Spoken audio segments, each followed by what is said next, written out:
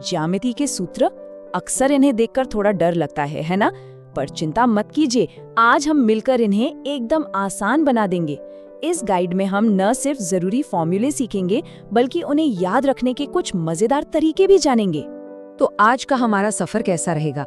सबसे पहले ज्यामिति की जड़ यानी त्रिभुज को समझेंगे, फिर इसके जरूरी नियमों और प्रमेयों को जानेंगे।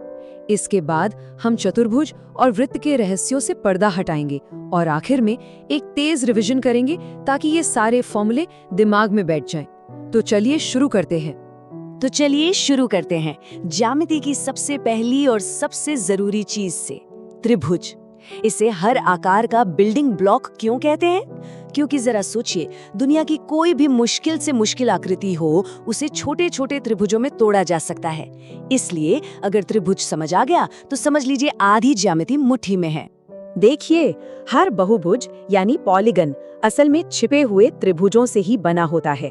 इसीलिए कहते हैं कि जिसने त्रिभुज पर पकड़ बना ली, उसने ज्यामिति के सारे रहस्यों को खोलने की चाबी हासिल कर ली। अच्छा, तो त्रिभुजों को हम दो मेन तरीकों से पहचानते हैं। पहला है उनकी भुजाओं के हिसाब से। अगर तीनों भुजाएं अलग अलग हैं तो विषमबाहु, अगर कोई दो भुजाएं बराबर हैं तो समद्विबाहु, और अगर तीनों ही भुजाएं बराबर हैं तो समबाहु। और दूसरा तरीका है उनके कोणों के हिसाब से। अगर सारे कोण 90 डिग्री से कम है तो न्यून कोण, अगर एक कोण ठीक 90 डिग्री का है तो समकोण, और अगर एक कोण 90 डिग्री से ज्यादा है तो वो है अधिक कोण त्रिभुज। ठीक है, तो अब हमें त्रिभुज के प्रकार तो पता चल गए।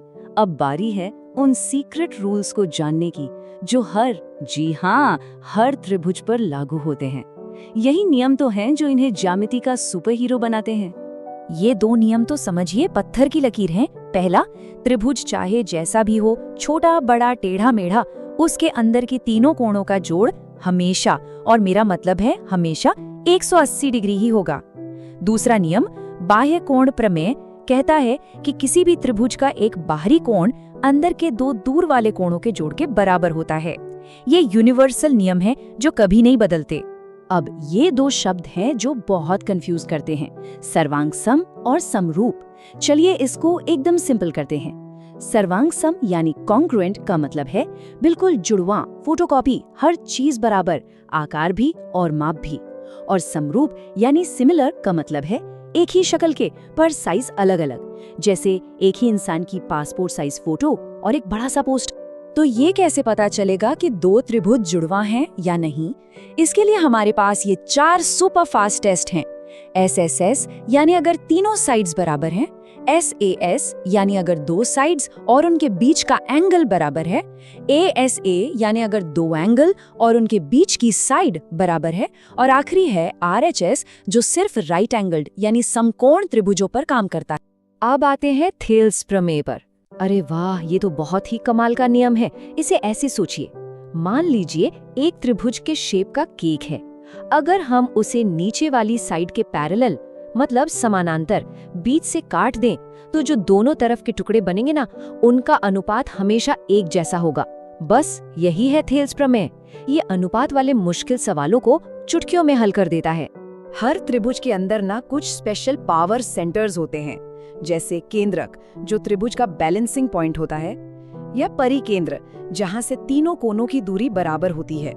अभी के लिए बस इनके नाम जान लेना ही काफी है। केंद्रक, अंतः केंद्र, परिकेंद्र और लंब केंद्र। जब मुश्किल सवाल आते हैं तब ये बहुत काम आते हैं। चलिए त्रिभुज की दुनिया से निकलकर अब 4 भुजाओं वाली आकृतियों यानी चतुर्भुजों पर एक तेज नजर डालते हैं। हम सिर्फ उन फॉर्मूलों पर ध्यान देंगे जो सबसे ज्यादा जरूरी हैं। ये रही हमारी चतुर्भुज की चीट शीट। वर्ग और आयत तो हम सबको पता है।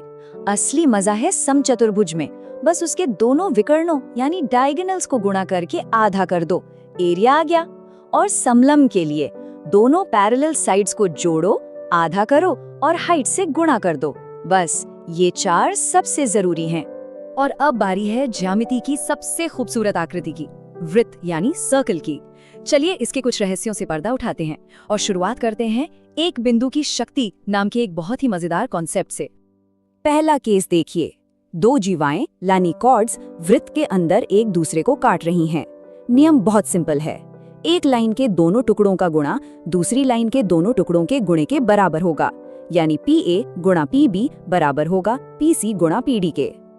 अब देखिए कमाल की बात, अगर यही दोनों रेखाएं वृत्त के बाहर एक दूसरे को काटे तो भी नियम वही रहता है, PA गुणा PB बराबर है PC गुणा PD के। है ना आसान? एक ही नियम दो अलग अलग सिचुएशन में काम कर रहा है। और ये रहा तीसरा और आखिरी केस। यहाँ एक स्पर्श रेखा यानी टैंजेंट है और एक छेदक रेखा। यहाँ पर फॉर्मूला थोड़ा बदल जाता है। स्पर्श रेखा की लंबाई का स्क्वायर यानी PT स्क्वायर बराबर होगा PA गुणा PB के।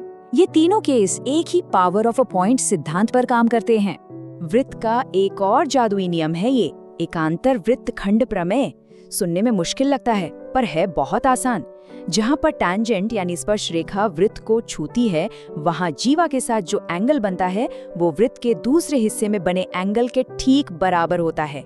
ये एंगल वाले सवालों को हल करने का एक सीक्रेट हथियार है। चलिए, बहुत कुछ सीख लिया, अब एक फटाफट वाला रिवीजन करते हैं ताकि ये सारी जरूरी बातें दिमाग में एकदम पक्की हो जाए। तो सबसे जरूरी बातें क्या हैं जो हमेशा याद रखनी है? पहला, त्रिभुज के कोणों का जोड़ 180 डिग्री, ये तो असास है। दूसरा, पाइथागोरस प्रमेय। तीसरा, सर्वांग समता के वो नियम SSS, SAS, ASA। और हाँ, वृत्त का वो एक बिंदु की शक्ति वाला सिद्धांत PA गुणा PB बराबर PC गुणा PD। बस इतना भी याद रह गया तो ज्यामिति की बहुत सी मुश्किलें हल हो जाएंगी। तो अब जब ये सारे शक्तिशाली सूत्र और तरीके पता चल गए हैं, तो सवाल ये है कि इनसे कौन सी मुश्किल से मुश्किल ज्यामितीय पहेली को सुलझाया जा सकता है। अब कौन सी चुनौती है जिसे हल करने का समय आ गया है।